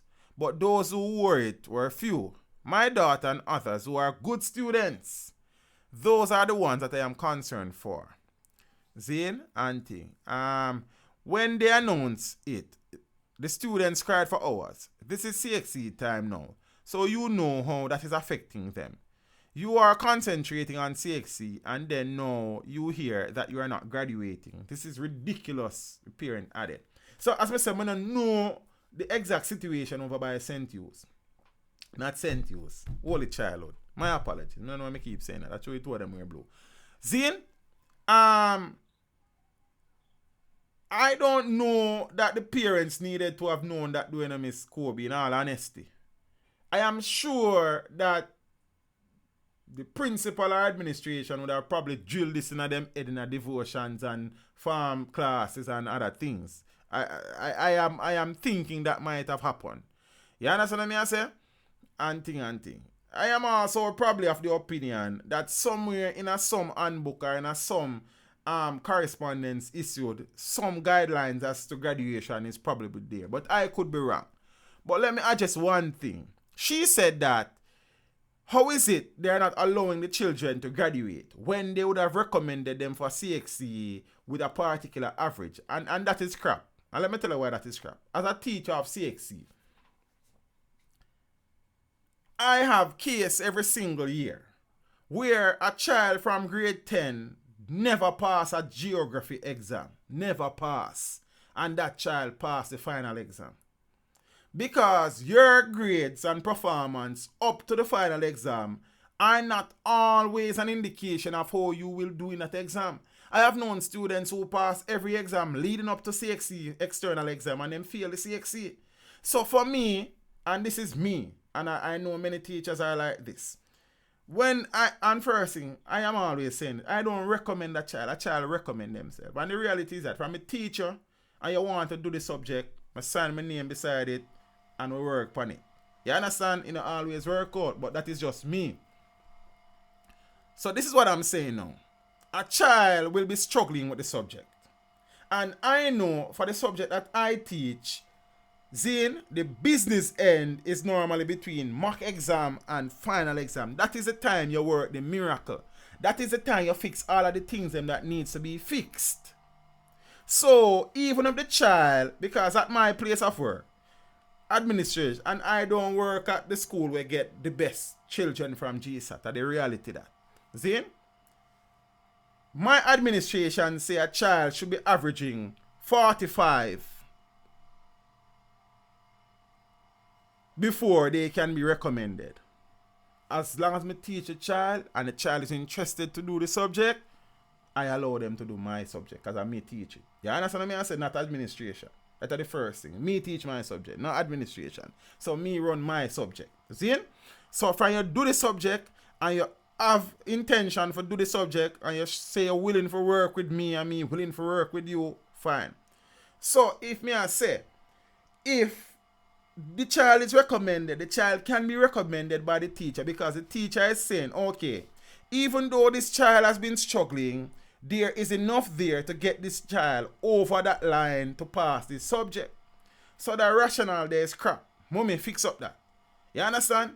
Because the next thing, if your child was not recommended, you then hear so the teacher them all the childhood a wickedest thing, and them teach your pitney for 2 years and no one recommend your pitney and walk on all the childhood and we need justice. The child was recommended. So why now recommend the child is a problem. You see that me I tell you, so that is why I don't want to be no teacher no more and that's something you know.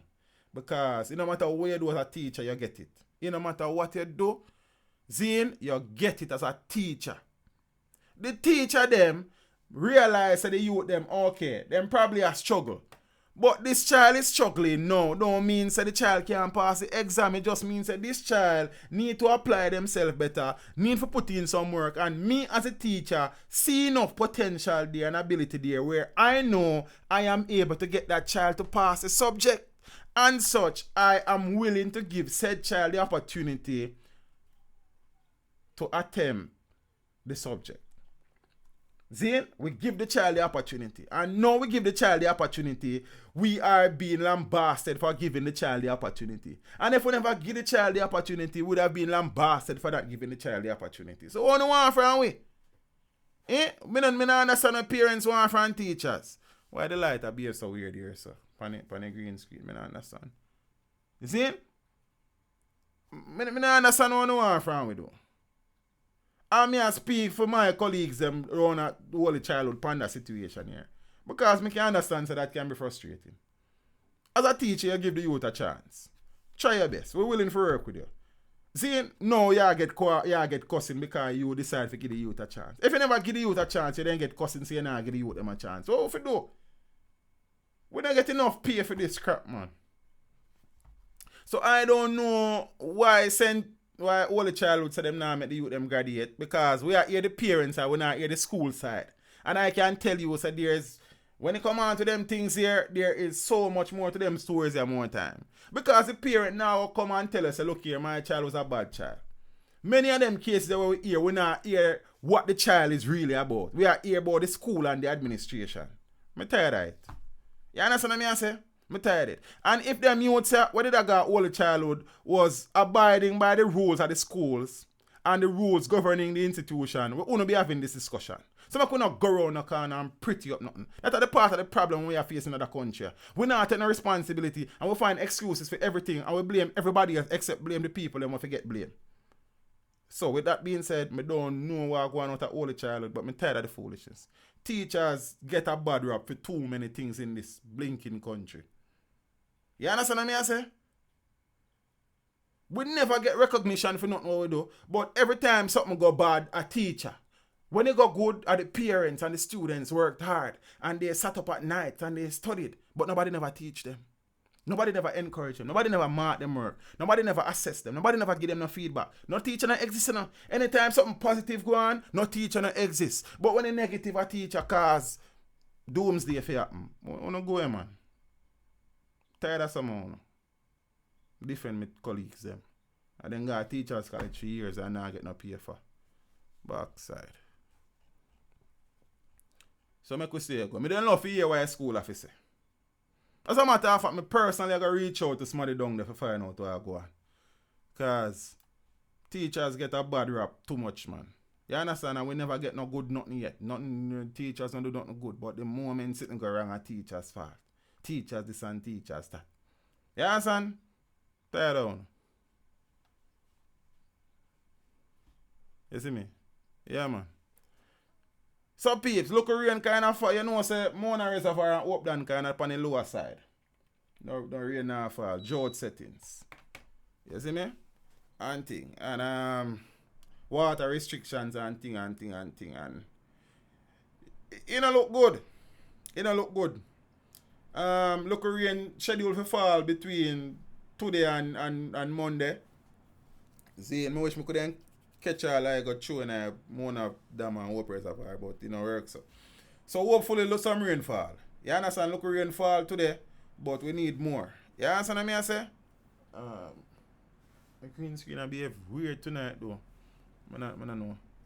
You understand? Because as me I say, it'll get worse. It'll look good. See? Auntie. The curriculum is not even so much a problem, Father John. Believe me. The mentality and the youths them. Not for the youths them no one. And the parents them see you call them a million times and them not come. And the moment administration do something, yes, administration and the wickedest thing and we have fight people, pitney and we have do this. But when you call them for help with them youths, you don't hear nothing.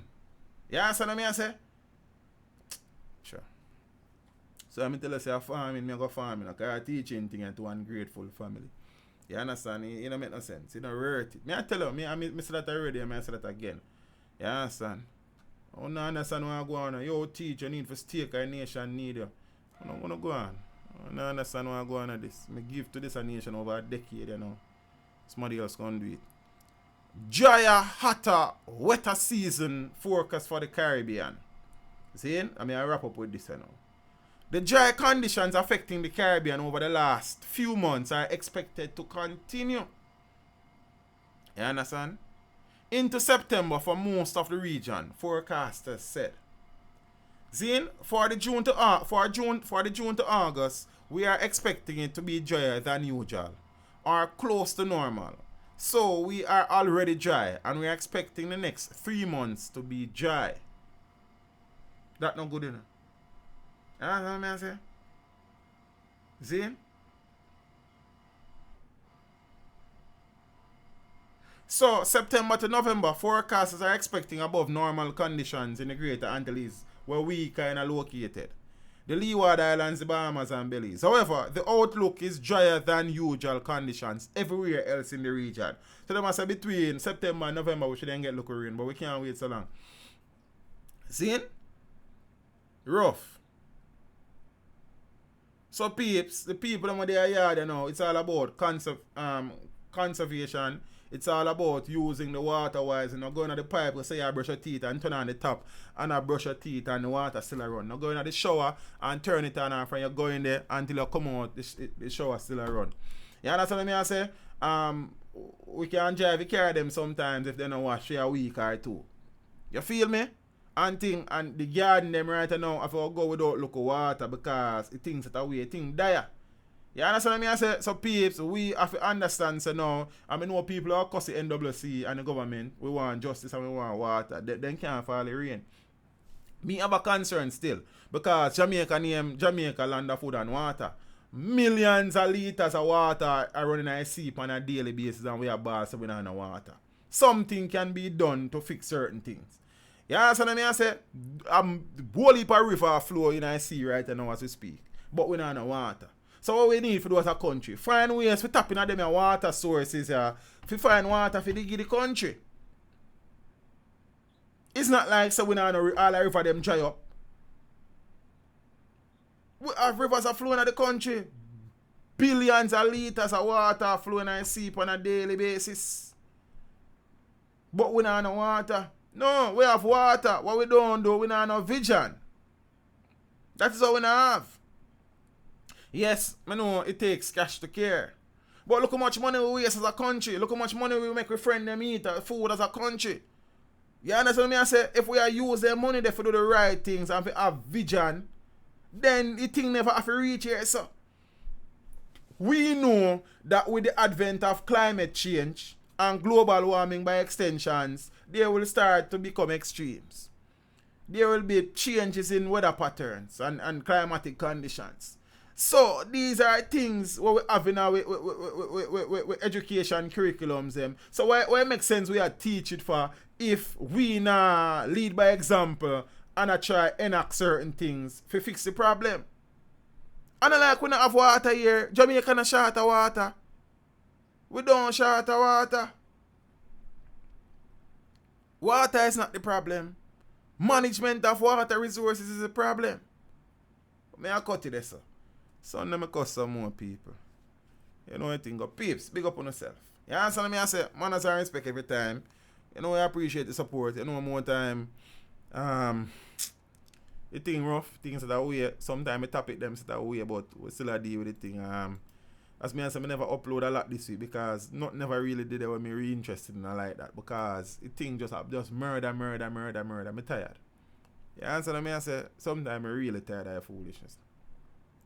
You see, me take them Empress off of the screen and show me the background. Like. You see me and say, so peeps, really and truly appreciate the continued support. I know sometimes I say some things I don't agree with. They're natural. You know sometimes I say some things we don't agree with. But I just say things go. You see me and say, Sunday 5:30, make it a date and don't be late. You understand me I say? And peeps, you know what thing go. For the persons that are there for the first time, welcome to the channel. Really and truly appreciate your support. For the persons who are here week in, week out, whether Friday or Sunday or both days, really and truly appreciate it. You understand? For the people who will continue to recommend the channel, the people who will continue to watch the videos, like the videos, share the videos, comment on the videos, we appreciate it. For the people who will subscribe to the second channel, I haven't done much work on that channel since month, but we're gonna try pick it up back. You know what I think go? Zane, say if you haven't subscribed to that channel as yet, please, I'm asking for your support. Please go over there to support that channel. I show Jamaica, the beautiful side of Jamaica. You understand? The rivers, the water flowing, I see them every day. You understand me? I say, oh yes, we don't know water and thing and them things. You see me? And thing. Peeps, the merch store is still up and running. So if you don't want something else to teach them, like the phone case, like the girls, they want the leggings, them and the tank top, them and the general, them want the pullover, them and the beanie, them and the snapback, them and everything. The duffel bag, them and the backpack, them and them something. And if you go check out I'm a Patreon link that, you can go sign up on Patreon to PayPal, everything. But to the merch store, you understand? You go buy something, man. You understand what I say? Sure. Zane, Jen Saya says the first time. Jen Saya, that is not true. Yeah, that's what I mean as a piece. Big up on yourself. We're there. Zane, have a wonderful weekend. Have something nice to drink. But if you have to drink, don't drive. If you have to drive, do not drink. When you go on the road, load the headphone them. Stop separate yourself from the environment. Be alert. Be observant. Pre people because people are pre. You understand what I mean? I say load the Bluetooth headpiece them. Because you must connect it to something. Keep your phone in your pocket and in your bag. Use them only when you need them. Walk with only the cash that you need. You feel what I say? For the people who want to take public transportation, try to travel in our group. If you cannot travel in our group, know the do's and the don'ts. Take the license plate number. Send it go get somebody. You understand? Describe the car, describe the driver. Tell people you're there, tell people where you go. Always follow your instinct. If it feels wrong, it is wrong. And trust absolutely no one. Feel what I say? For the people that love post and tell people every detail of them life. Tap. Be careful. For the people that live them life on social media and them status on stop. But nah, nothing more to say. You understand? I say Miss June Reed, big up yourself, you know. Jen Sawyer, Mike Johnson, Lawless, big up yourself, you know. Eli Kelly, Miss Millicent Thomas McDermott, Miss Pearlie Simpson, God Favored Me, Kanaika Chisholm, Cookie Mama, Cookie, big up yourself, you know. You know what thing, you know, Miss Sophia Kobe, Miss Joan Gray, John Crow, Juliet Lawrence, Kev, Alley Cat Eyes, Miss Pearlie Simpson, good night, Delroy Stewart, big up yourself, you know, brother. You know what I mean? Me I try to cycle through the name them, but the people are not coming to leave tonight and look like. You understand what I mean? I say, Simo Shy, man, as I respect you, brother. Zane, Miss Ruth Daly. What else about? Dante Dan, big up yourself and brother. The Royal General. Romario Turtle. Gabriel Seymour. Good night, my friend. Miss Seymour, I think it's the first time I'm seeing the name. If you're here for the first time, welcome. Really and truly appreciate the support. Father Mike Lewis. Manners. Zane. I don't see nobody else. Faith PC. I know DS Electronics is about. Jadi, manners are respecting a brother. You know what thing, you know. You understand me? I say Miss Ruth Daly, DeAndre Small. Zane, I don't see no portion of name tonight. Miss Arlene Walker. Big up on yourself, peeps. Miss Sandra Bennett. Kamara Golden. Kamara, big up yourself in the youth. Black Love. Manners in the family. You know what thing, go. Peeps. Enjoy your weekend. Sunday, 5:30. Make it a date and don't be late. Don't look for it. Get book for it. Walk good. Step with Jah. I'm out.